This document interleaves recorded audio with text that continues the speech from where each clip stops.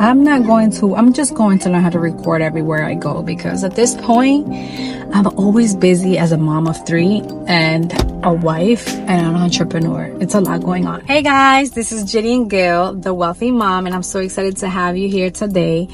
Yes, this is a different environment. As you guys can see, I'm in my car, but you know what? We're in 2025. At the end of the day, we're supposed to be doing our content wherever we feel like it, in the moment that we feel like it, right? Yes, of course. Anyways, I want to talk about a topic that's very important to me, and I feel like it's been hitting me lately, and it's about learning how to let go of your past, focus on the present to be able to create a better future.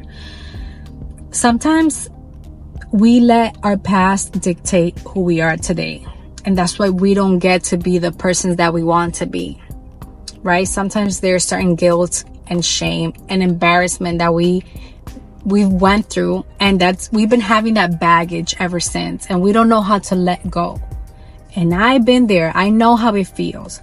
So I want to come and connect with you today, and let's talk about it.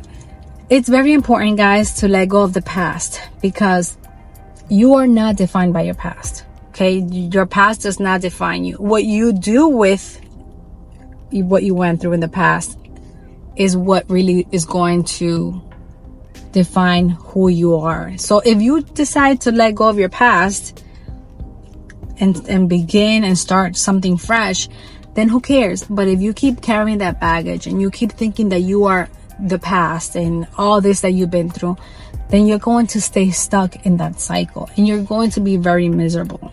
So it's not your past, it's what you do with it. So I was talking on my social media about how it's so important to understand that all this that you've been through in the past that maybe you don't feel very comfortable with, and you just wish not to talk about it because maybe people will judge you, or maybe you just don't feel happy to even have a conversation about it. But let me tell you something, and I want you to remember this. Those experiences are the ones who mold you for the person you are right now, okay? And without experimenting, without being through that fire, you cannot have authority over it. So what I'm trying to say is that you cannot have authority over something that you haven't been through. And at the end of the day, we're humans who like to have relationships with other people, right? Humans that like to socialize. With this being said, there's people out there that need your story. There's people out there that need someone to give them that faith and that hope that things will get better. Because I'm pretty sure if you're watching my video right now, you're a person that's been through things, but you overcame it. And there's people out there that probably need that from you. So always remember that it's a lesson, but it's a lesson for you to have authority over it and help others. Sometimes we get stuck in our ego and our me. Life is not about you. Life is about other people.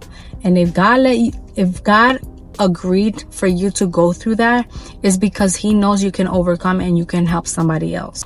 Also, it helps us soften our hearts, right? Be more merciful with people, because when you go through hardships, you're able to understand the other person and say, you know what? I've been there.